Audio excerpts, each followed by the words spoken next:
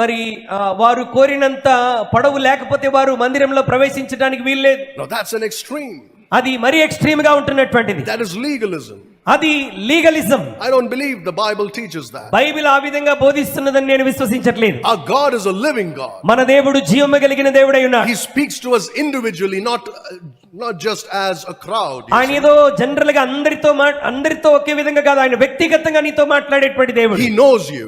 ఆయన నిన్ను వ్యక్తిగతంగా ఎరిగినవాడు. He knows your mentality. ఆయన నీ యొక్క ఆలోచన విధానం ఎరిగినవాడు. He knows your strengths and your weaknesses. ఆయన నీ బలాలు బలహీనతలు ఎరిగినటువంటి వాడు. He knows you personally. ఆయన నిన్ను వ్యక్తిగతంగా గ్రహించినటువంటి దేవుడు. And he talks to you personally. ఆయన నీతో వ్యక్తిగతంగా మాట్లాడతాడు. If you are walking with him, నీవు దేవునితో కూడా నడిస్తే, if you're listening to his voice, నీవు ఆయన స్వరాన్ని కనిపెట్టి గ్రహించగలిగితే, he will tell you what he likes and what he doesn't like in your life. దేవునికి ఏది ఇష్టమో ఏది ఇష్టం లేదో దేవుడు నీతో వ్యక్తిగతంగా జ్ఞాపకం చేస్తాడు. So when